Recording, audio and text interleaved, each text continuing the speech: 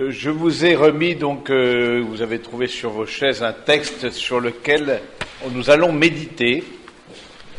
Un texte qui est issu d'un petit livre que je crois vous pouvez trouver à la librairie, un petit livre écrit par Aline Lisotte qui s'appelle Le don des époux et qui parle de cette question de la sexualité dans le couple.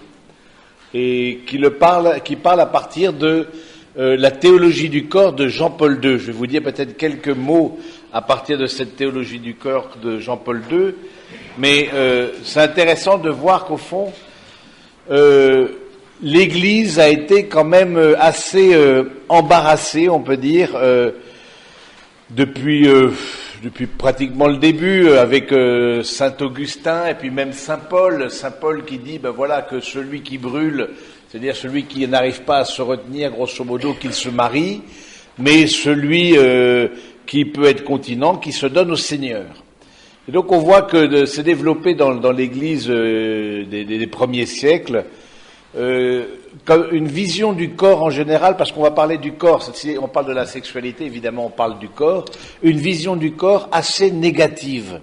Le corps prison de l'âme, et vous trouverez ça chez les néoplatoniciens, chez Saint Augustin, donc une vision, quelque chose qui serait pas très propre, pas très clair, pas très spirituel.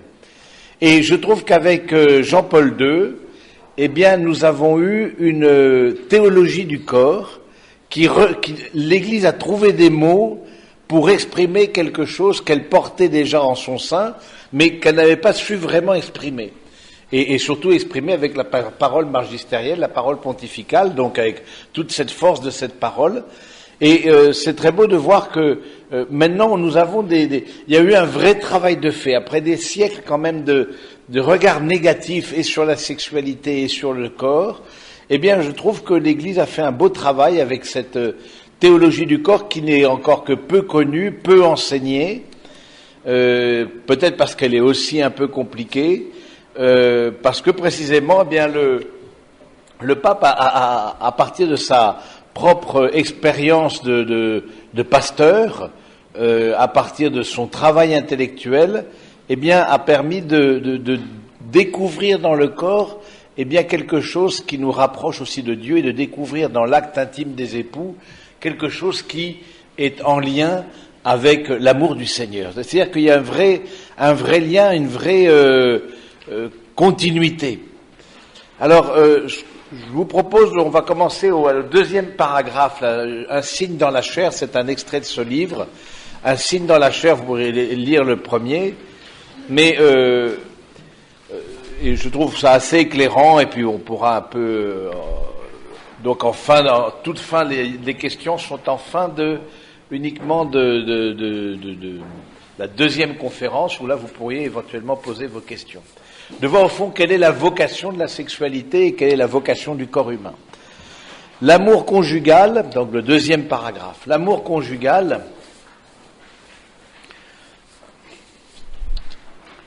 est constitutif d'une donation totale. Le corps de chacun des époux exprime leur manière de se donner. Le corps de l'homme, avec l'extériorité des organes sexuels, montre qu'il est appelé à habiter le corps de la femme. Le corps de la femme, marqué par l'intériorité des organes, montre sa capacité d'accueil, d'adaptation, de souplesse. L'amour est marqué par trois réalités: l'initiative du don, l'accueil du don, la fécondité. Alors, la première chose, c'est que, et je trouve ça important de dire, c'est que l'amour conjugal, quand on dit l'amour conjugal, c'est la relation intime des époux, est le signe d'une donation totale. Et le pape Jean-Paul II a rappelé justement cette vocation du corps. Notre corps a une vocation. Notre corps a même une mission. Et il dira dans une de ces passages de la théologie du corps que le corps a comme vocation de rendre visible l'invisible. Que ce soit pour l'amour des époux, dans le cadre de l'amour des époux, dans le cadre de l'union intime des époux, comme dans le cas, il fera la comparaison, et c'est très fort, comme dans le cas du Verbe incarné, où Jésus, qui est le Verbe de Dieu, qui a pris notre nature humaine, notre corps humain, rend visible l'amour invisible du Père. Donc de voir au fond qu'il y a une continuité entre l'amour invisible et le corps qui est visible. Notre corps a une vocation, notre corps a une mission. Et c'est dans cette expression, il y a une donation totale. Donner son corps, c'est pas simplement donner son épiderme. Et pour nous, le corps n'est pas simplement un amas de cellules. Donner son corps, c'est donner sa personne. Il y a donc un lien entre le corps et la personne. Et parce que le corps exprime la personne, alors on découvre aussi dans la personne, eh bien, cette capacité de don. Donc c'est important de dire que quand dans la relation intime des époux, c'est les personnes qui sont en contact et à travers le corps manifestent le don et l'accueil du don à l'autre. Donc je trouve que c'est quelque chose de très beau. C'est que on en trouve d'autres exemples dans quelque chose de tout à fait autre dans par exemple la vénération des reliques. Hein, donc c'est un autre sujet, c'est pas le même sujet que voilà, celui d'aujourd'hui. La vénération des reliques, j'ai pensé ça, je me suis dit, dans la vénération des reliques, c'est aussi ça, à travers, vous savez, la vénération des reliques, donc on met un bout d'os du saint, et donc on vénère, on peut dire c'est un peu curieux comme tradition, mais je trouve que ça s'enracine dans cette réalité-là.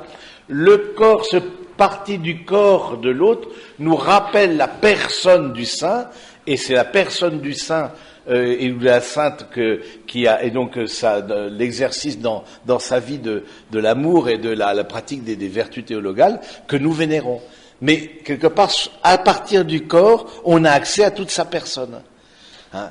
Et de même, je trouve dans d'autres réalités, avec des enfants, par exemple, ou avec des personnes très lourdement handicapées, eh bien, c'est le contact avec le corps qui va me donner le contact avec la personne elle-même. Et donc, je crois que c'est important de se dire que dans cet amour conjugal, il y a vraiment un acte de don et d'accueil de don, comme dit Aline Lisotte dans ce texte, hein, l'extériorité et l'intériorité, le fait que la femme est habitée par l'homme, et c'est un lien certainement très fort. Elle a l'occasion d'expérimenter ça en deux opportunités. Premièrement, dans la relation intime des époux, mais aussi lorsqu'elle attend un enfant. Le fait d'être habité par le corps de l'autre. Ce qui me fait dire aussi une chose, peut-être, je crois que c'est le thème de la prochaine halte spirituelle, c'est que la femme, de par sa nature, a plus le sens de la personne, parce qu'elle a la vocation d'accueillir l'autre en elle. Hein, et je trouve, c'est pour ça que on voit beaucoup dans des métiers sociaux, par exemple, dans des métiers tournés vers la personne, on voit beaucoup de femmes impliquées. Parce qu'il y a quelque chose de naturel, de code naturel à la femme, que le sens de la personne, beaucoup plus qu'à l'homme, hein, qui est plus dans l'extériorité, dans la fabrication, dans l'efficacité, etc., qui a beaucoup moins le sens de la personne et moins le sens de l'amour. Hein, donc, c'est d'où l'importance de la femme qui a cette mission de rappeler l'amour à l'autre, hein, de lui rappeler, qui rappelle l'amour à son époux, hein, et à l'humanité en général. Hein. Donc, l'homme a transformé l'acte le plus saint en œuvre honteuse. Et c'est là où c'est important de dire, c'est que dans le corps de l'homme ou de la femme, il n'y a rien de sale.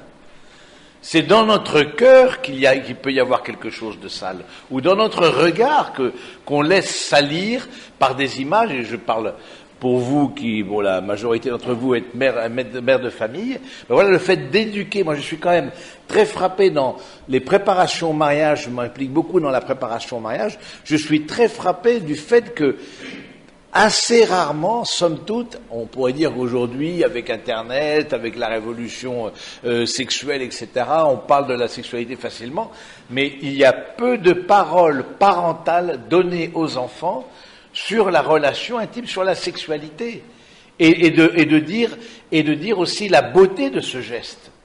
Hein, et donc c'est l'homme qui transforme, comme il est dit dans cette partie-là du texte, hein, l'homme qui transforme une réalité, l'acte saint, carrément un acte saint, en une œuvre honteuse. Pourquoi c'est un acte saint, l'union intime des époux? Tout simplement parce que c'est un acte d'amour et Jean-Paul II va même jusqu'à dire, qui manifeste aussi l'amour qui habite le cœur de la Trinité. Donc, on voit là comme l'amour, le don et l'accueil du don, hein, le don de l'homme à son épouse et l'accueil de l'épouse au don de son époux, dit l'accueil du don et cette fécondité, cette ouverture, fécondité dans les enfants, mais pas seulement dans les enfants. L'amour conjugal aussi est fécond parce que il fait grandir l'amour tout simplement des époux. Et c'est quelque chose qui est au service de la relation des époux. Je pense à quelque chose de particulier, mais comme c'est important, par exemple, parce qu'on se dit oui, mais vous, mon père, vous comprenez, maintenant nous on a passé l'âge, etc., etc.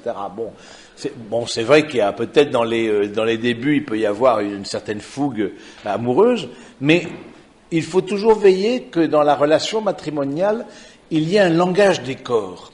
Je me souviens comme ça de cette femme qui a une 60aine d'années et qui me dit, voilà, pour raison médicale, son mari ne pouvait plus avoir de relations intimes, elle ne pouvait plus avoir de relations intimes.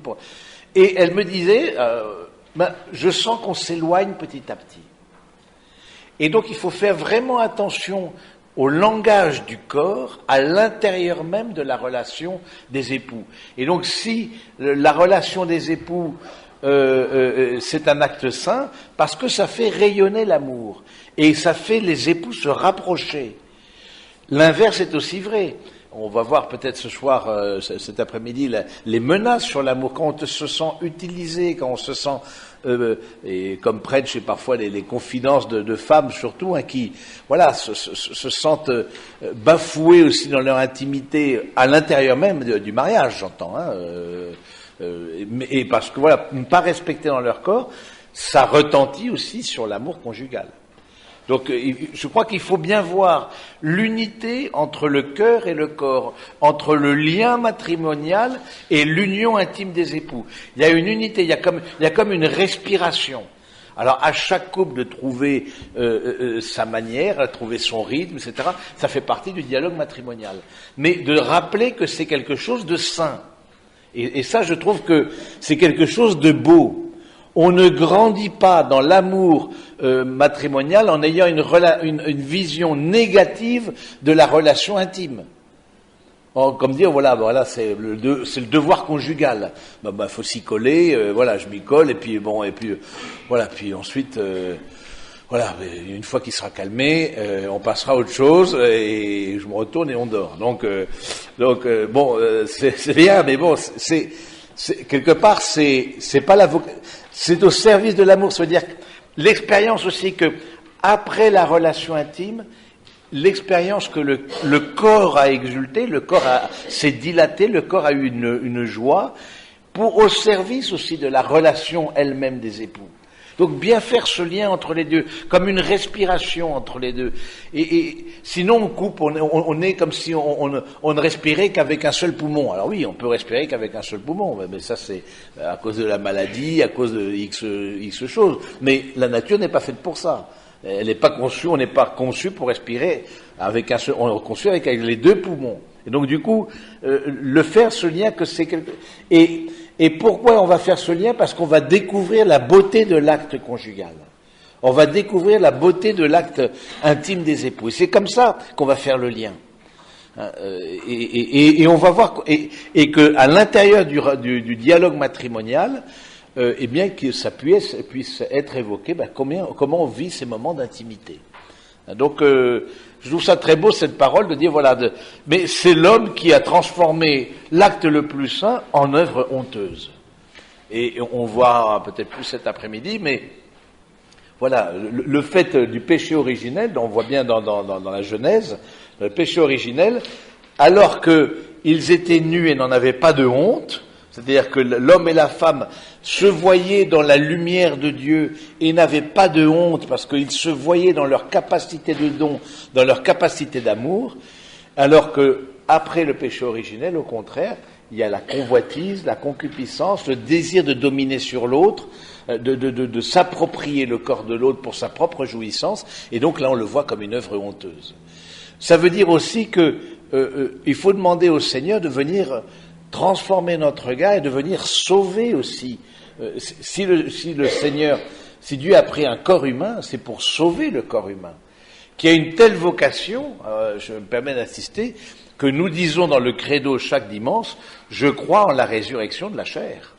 C'est-à-dire, je crois que ce corps-là, que j'ai, comment ça se va se passer, je n'en sais rien, parce qu'on n'a qu'une expérience, c'est l'expérience du Christ ressuscité. Bon, et comme on ne l'a pas vu de nos yeux vus, mais c'est un corps glorieux. Mais en tout cas, nous pensons que s'il y a une joie avec Dieu que l'on appelle le paradis, cette joie-là avec Dieu ne peut pas être sans notre corps. Elle ne peut pas être sans notre corps. Parce que c'est saint Thomas d'Aquin qui dit que l'âme séparée du corps, c'est-à-dire la mort, l'âme est dans un état de violence. C'est-à-dire qu'il y a quelque chose dans notre âme qui manque, quelque chose dans notre personne qui manque. Nous sommes personnes, nous sommes des esprits incarnés. Nous ne sommes pas des purs esprits comme les anges, nous ne sommes pas uniquement faits de matière comme les êtres minéraux ou végétaux. Non, nous sommes cet alliage d'esprit et de matière. Et donc, si on imagine un paradis, et si on pense à une plénitude, c'est aussi avec notre corps.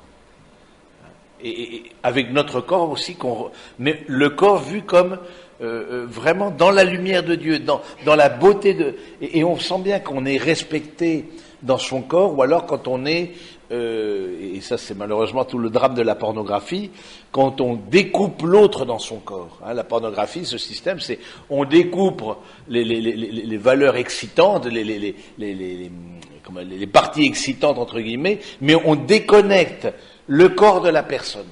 La pornographie, c'est ça. On ne voit que les organes, mais on ne voit pas la personne. Et on n'est même pas intéressé dans la personne. On jouit du corps en dehors de la personne. Et c'est là que ça devient quelque chose de douloureux. C'est quand on n'a plus ce lien entre le corps et la personne. Qu'on dissèque l'autre quelque part, qu'on le coupe en morceaux. Et c'est, je vais dire, assez masculin aussi, de jouir du corps de la femme dans sa tête, parce qu'il le découpe, et donc du coup il y a des fantasmes, etc. Et il ne pense plus à la personne, il n'a même plus de visage. Et ça aussi, c'est assez fort dans des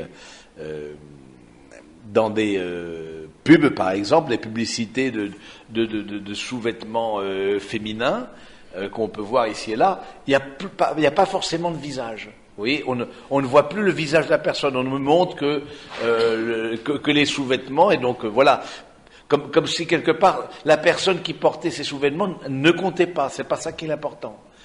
Il faut rentrer dans une excitation, dans un fantasme, donc je sais pas quoi, mais en tout cas c'est pas comme ça que le Seigneur nous a créés. Donc je trouve que la vérité, donc voilà, donc c'est de découvrir cet acte le plus saint. Encore une fois, ça nous renvoie même à la Trinité, dit Jean-Paul II, parce qu'on rentre dans une logique de don et d'accueil de don et de rayonnement du don. C'est accueil de don, rayonnement du don, accueil du don et rayonnement dans la fécondité des enfants, mais pas seulement. Ce n'est pas parce que ou vous ne souhaitez plus avoir d'enfants ou vous ne pouvez plus avoir d'enfants qu'il n'y a pas de relation intime. Je suis désolé, la relation intime, elle est bon, autant que la nature le permet, elle est dans la, en tout cas, qu'il y a un langage du corps dans le mariage, qu'il y a un langage du corps. On peut pas rester des inconnus, parce qu'on arrive vite, si vous voulez, comme je vous disais, ce témoignage à une forme d'éloignement, à une forme le corps ne ment pas. Le corps, c'est Jean-Paul II qui a dit quand il est venu en France en 80, il dit le corps c'est le langage le plus fort. C'est le langage le plus fort. C'est pour ça que même si j'ai parfois l'impression de prêcher dans le désert, quand je m'adresse aux jeunes et en particulier aux jeunes fiancés, je leur dis d'attendre d'avoir cette relation intime. Parce qu'il y a d'autres formes d'intimité à partager avant de partager ce langage du corps qui est l'intimité la plus forte. Et le mariage chrétien, par exemple, c'est intéressant de voir comment est conçu le mariage chrétien. Le mariage chrétien, c'est le corps qui va exprimer une parole. Hein, cette parole, c'est la parole dite dans le sacrement, la parole exprimée dans le consentement des époux, qui va s'exprimer quelquefois, qui va s'exprimer dans la relation intime du corps. Ça incarne l'engagement pris par les époux. Hein, et ça rayonne ensuite dans la fécondité, que l'amour matrimonial, la fécondité des enfants et la fécondité du couple en général. Il n'y a pas que les enfants dans la fécondité du couple. Il y a leur amour, l'amour est fécond. Et donc du coup, un couple qui s'aime, un couple de 70 ans qui s'aime, il est fécond. Parce que leur amour rayonne. Et voilà, donc je crois que c'est important de nous rappeler ça, quoi, de cette... donc il y a la parole, il y a le corps, il y a la fécondité. Parole, corps et fécondité. Et donc, du coup, je crois que... et quand vous regardez ça, par exemple, ça vous fait penser à l'Eucharistie. Dans l'Eucharistie, comment est construite l'Eucharistie? Elle est construite comme ça. Au fond, c'est l'ordre de l'amour, au fond.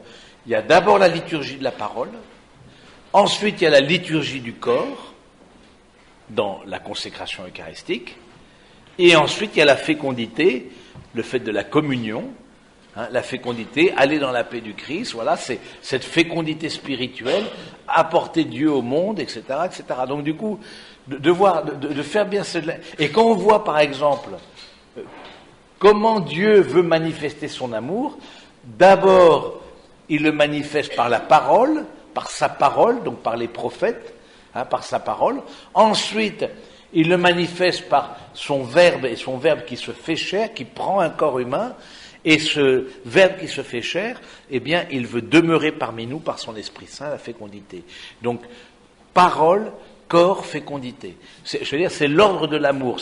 Alors, aujourd'hui, on fait les choses un peu, c'est le tiercé dans le désordre, si j'ose dire. Donc, on fait les choses, mais je trouve qu'à travers ça, il y a quelque chose qui nous dit comment est-ce que le Seigneur conçoit l'amour. Parole, corps, fécondité. Hein, et de même, c'est pour ça que j'invite dans la préparation au mariage de vraiment de passer de pas aller à l'intimité des corps, parce qu'il y a d'autres, quelque part c'est tellement fort que ça ferait qu'on ne serait pas assez attentif aux autres formes d'intimité. Intimité spirituelle, intimité intellectuelle, culturelle, affective, etc., etc. Donc, je crois que mais vous voyez bien comment notre société, qui est quand même très sexualisée, très érotisée, n'est pas du tout dans cette dimension parce que pour cette société, le corps, au fond, voilà, c'est qu'un amas de cellules, et on le voit aussi dans ce corps-là, on le voit aussi dans la conception de l'embryon, par exemple, dans la conception, même la conception des personnes qui sont en fin de vie. Voilà, maintenant, c'est ce corps-là, bien sûr que cette personne-là peut pas s'exprimer, mais le corps n'a pas de vocation. Le corps n'a pas de... il est déconnecté, c'est ce qu'on appelle le dualisme, il est déconnecté de l'âme, il est déconnecté de la personne. Voilà, c'est ce que je fais avec mon corps, mais quelque part, ça n'a pas d'implication. Hein, ou alors on prend ça comme un acte simplement demandé par la nature, comme le fait de respirer, comme le fait, de la circulation sanguine, comme le fait de la digestion, bien la sexualité. Mais la différence entre ces différents actes, la digestion, la respiration, la circulation sanguine, etc., ce sont des actes qui se font sans notre consentement, sans notre volonté. Alors que la sexualité demande le consentement. Et le consentement de l'autre. Et demande la volonté. Ça se décide. Ça demande à la fois une connaissance de son corps et à la fois un acte d'amour, un acte d'intelligence et un acte d'amour. Donc c'est tout à fait... Ce n'est pas parce que ça vient du corps que c'est simplement pulsionnel et que ça nous échappe. Vous comprenez, c'est là où je trouve qu'il y a quelque chose qui est pas en place dans la... Mais ça vient du péché originel, c'est le fait de pas comprendre au fond que ce lien entre l'âme et le corps. On est dans ce qu'on appelle un dualisme. On sépare.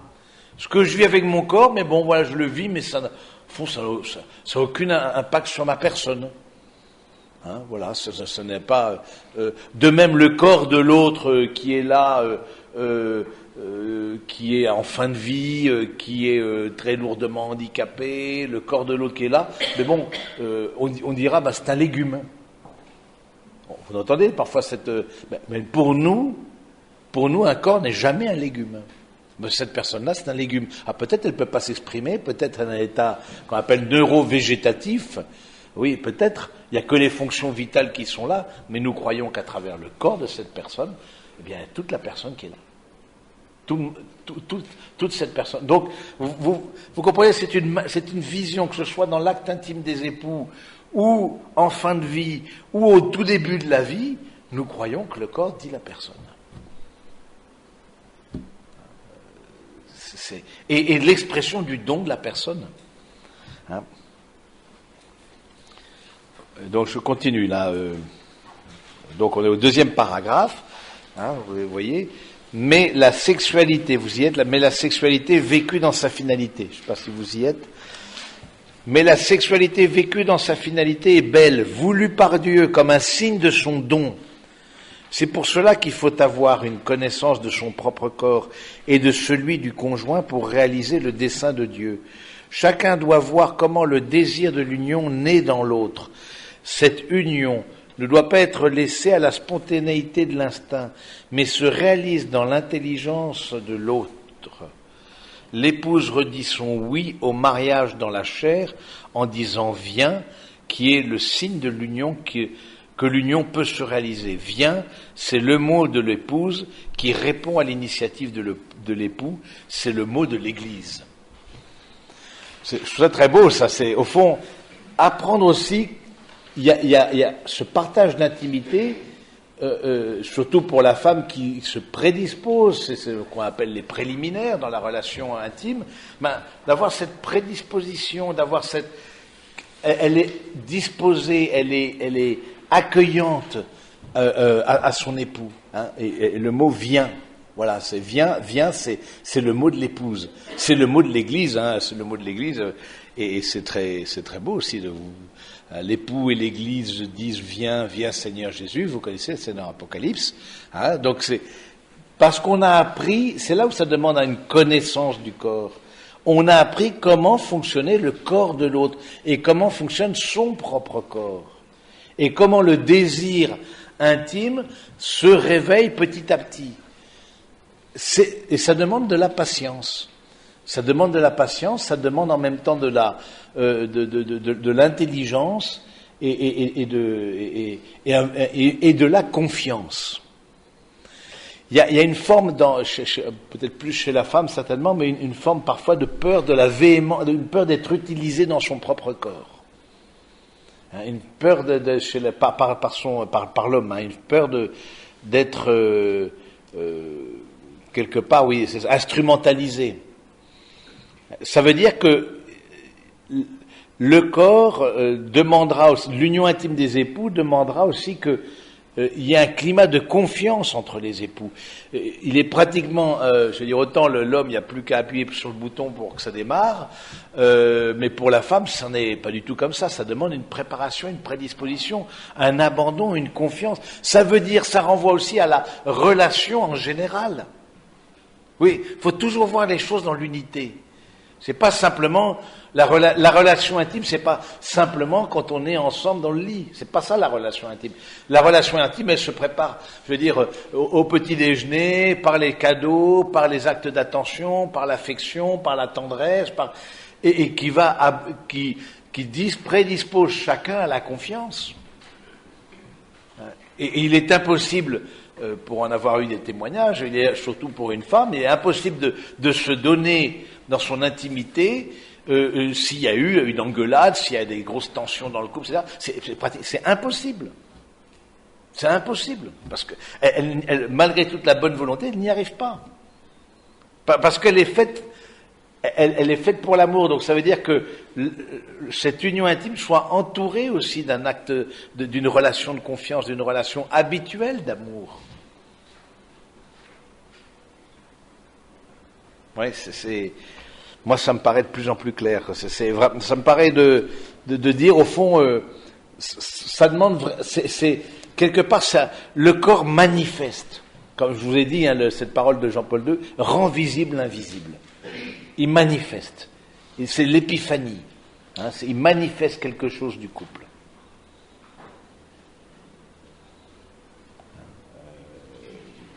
Oui, c'est ça.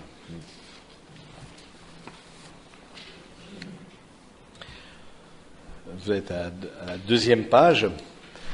Les gestes de l'amour conjugal mettent en jeu toute la personne et pas seulement les organes génitaux, c'est ce qu'on a dit. Ce n'est pas seulement la satisfaction d'un besoin de plaisir ou de reproduction, une vision hédoniste contre laquelle s'oppose le Saint-Père. Il s'agit de quelque chose de sacré qui entraîne le don du mystère de l'autre. D'autres gestes réalisés par le corps montrent aussi un don et sont le fruit d'une interprétation culturelle pour qu'ils soient compris. Gestes de dévouement, d'amitié, de prière, d'imploration ont besoin du corps pour s'exprimer, mais ils ne sont pas d'institution divine. Le don total du corps à l'autre est le moyen adéquat et le seul pour témoigner d'un amour radical. Voilà, c'est quelque chose qu'ils ne feront qu'une seule chair. C'est une volonté de Dieu. C'est d'institution divine. L'homme quittera son père et sa mère, s'attachera à sa femme, et ils ne feront qu'une seule chair. Cette unité et Jésus le rappelle, c'est assez intéressant par rapport à rappelle cette volonté, parce que dans l'unité de l'homme et de la femme, créée à l'image, à la ressemblance de Dieu, il y a quelque chose de l'unité qui est en Dieu, quelque chose du Dieu un qui est manifesté. Il y a une dimension transcendante, je veux dire, il y a cette unité-là, ce n'est pas simplement pour satisfaire, comme il est dit, voilà, des pulsions ou quoi que ce soit, bien sûr, le désir a été mis pour témoigner de cet amour un qui est en Dieu et dont l'homme et la femme sont le signe. Et signe, ça veut dire quoi? Signe, c'est ce qui a formé le mot sacrement. Et donc, dans le sacrement du mariage, vous êtes le signe visible de quelque chose d'invisible. Vous témoignez de façon visible l'amour invisible de Dieu. Comment est-ce que je peux voir et je peux connaître l'amour de Dieu? Quand je vois Gertrude et Gaston qui se marient, il y a quelque chose de l'amour de Dieu. C'est pas tout l'amour de Dieu, bien sûr, mais chaque couple, quand il vit sa vocation dans l'amour et dans la confiance, chaque couple exprime quelque chose de l'amour de Dieu, est une facette de l'amour. C'est pour ça, entre autres, que il n'y a pas c'est indissoluble. C'est pour ça que parce que c'est un sacrement, c'est-à-dire cette union entre les deux est signe de quelque chose de transcendant. Et l'amour de Dieu pour nous est de toujours à toujours. Et donc, du coup, forcément, cet amour-là, on ne dit pas, voilà, maintenant c'est fini. Non. Alors, ça demande aussi une vie de foi, ça demande une préparation, etc., etc. Mais je crois, en tout cas, ça me paraît assez logique. Ça me paraît, voilà, de dire, voilà, il y a des gestes qui impliquent le dévouement, qui impliquent l'amitié, la prière. La prière, on prie aussi avec son corps, mais il n'y a rien qui implique autant le corps que la relation intime. De fait, pour tout, il faut son corps. Pour venir ici, pour écouter une conférence, il faut son corps. Voilà, pour tous les actes de la vie quotidienne, il faut son corps. Mais il n'y a rien qui dise quelque chose d'aussi fort et d'aussi nous fait rentrer autant dans le don que la relation intime. Je crois que c'est bien de se le rappeler, quoi.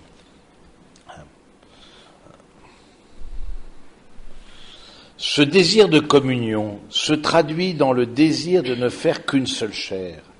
Ce don se réalise s'ils s'unissent selon le plan et le vouloir divin que Dieu a imprimé dans leur chair.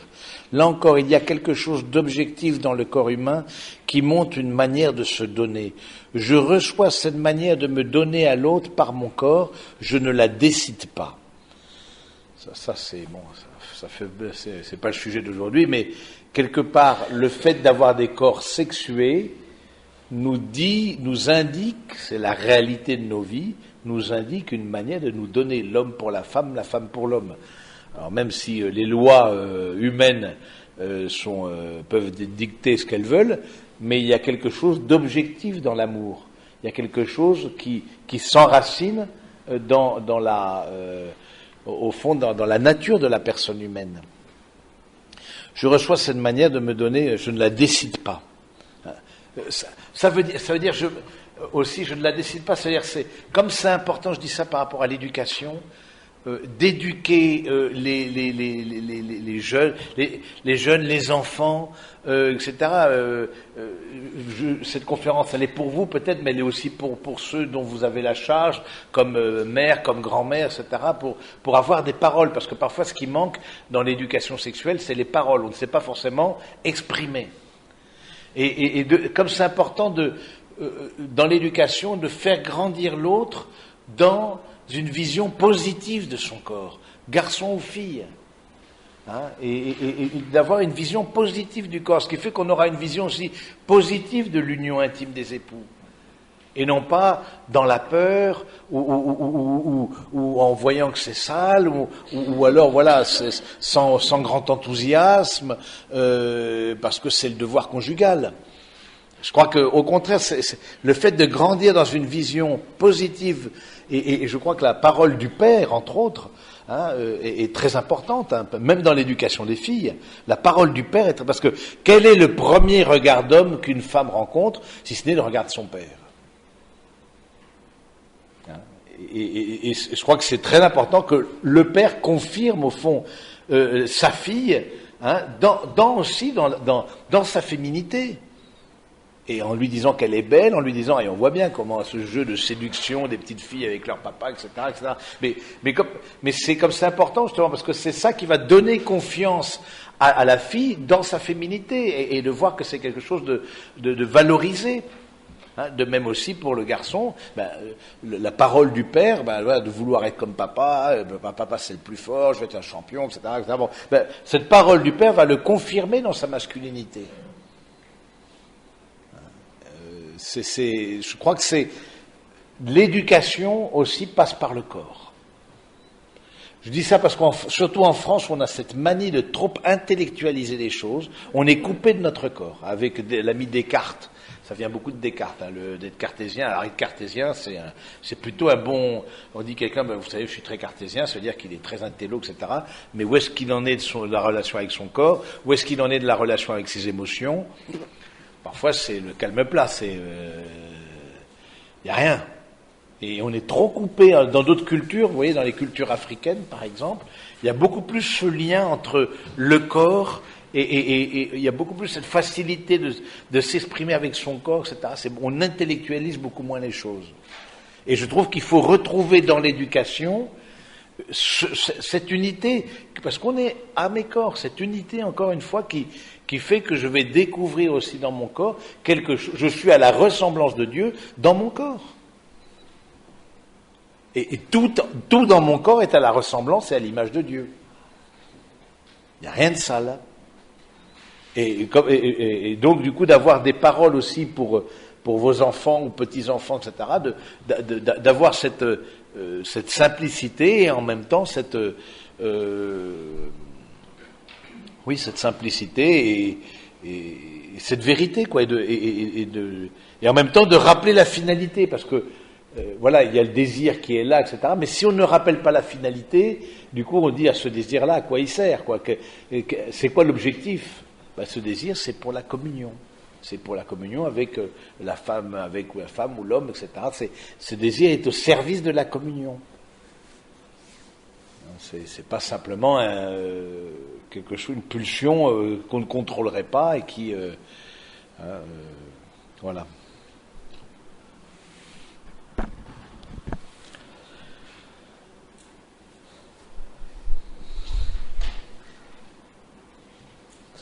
Donc, les gestes visibles de l'amour conjugal rendent visible l'amour invisible de Dieu pour la création.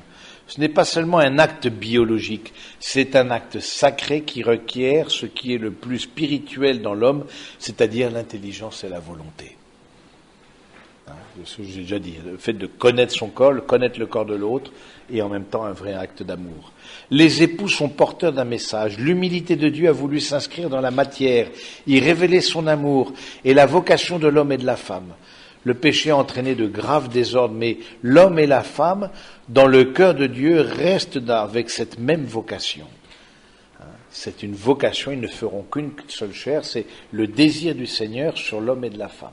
C'est-à-dire que ça n'a pas été conçu, l'union intime des époux n'a pas été conçue comme quelque chose de mauvais. Et Dieu vit que cela était bon, et même très bon, lorsqu'il a créé l'homme et la femme, très bon.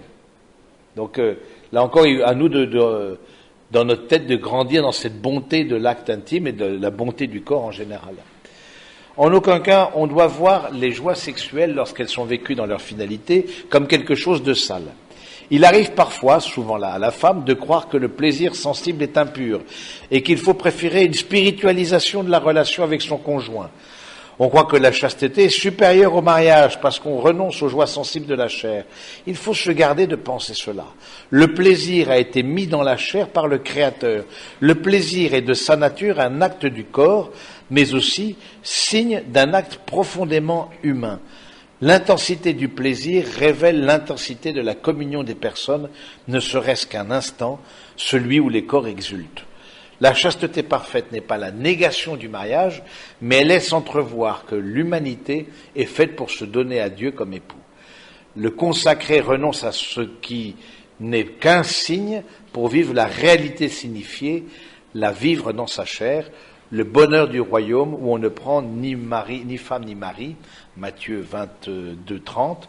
Le mariage est un signe caché dans la chair qui enseigne aux époux le sens véritable de leur joie. Voilà, je trouve ça très beau, cette partie-là où justement on dit, parfois chez la femme il y a cette tendance à spiritualiser les affaires. C'est-à-dire qu'on est, il n'y a qu'à voir le nombre de participantes au halte spirituel femmes et hommes pour voir tout de suite que la spiritualité n'occupe pas forcément la même place chez l'une ou chez l'autre. Donc, mais ce serait quelque chose, à mon avis, de pas en place que de dire au fond, voilà, je préfère les joies spirituelles aux joies charnelles. Hein, non, et là c'est très bien dit. Hein, c'est de dire voilà, ou que c'est quelque chose d'impur, etc. Non, c'est au contraire, je rends gloire au Créateur dans l'union intime des époux. C'est un acte profondément spirituel, chrétien, c'est-à-dire cette spiritualité, elle est incarnée. Elle est incarnée, et c'est le message chrétien. Le message chrétien, c'est un message d'incarnation. Alors, on y croit ou on n'y croit pas, mais en tout cas, c'est un message d'incarnation. Hein, et c'est pas un message de spiritualité déconnectée du corps. Hein, c'est comme par exemple dans le bouddhisme, où on voit justement où il faut sortir de son corps, justement parce que le corps est sortir des désirs, et puis mais parce que dans le bouddhisme, la notion de personne n'est pas présente. Hein, même le verbe, voilà, c'est pour ça qu'il n'y a pas, par exemple, dans le bouddhisme, il n'y a pas de résurrection. Il parle de réincarnation. Mais ce qui, à mon avis, ne veut strictement rien dire, tout en étant respectueux des traditions de chacun, mais parce que mon corps, c'est mon âme qui a façonné mon corps, et mon corps a façonné mon âme. C'est-à-dire, c'est quelqu'un qui a vécu une maladie, forcément, sa propre âme, c'est-à-dire son courage, sa sensibilité, a été façonnée par cette maladie que cette personne a vécue.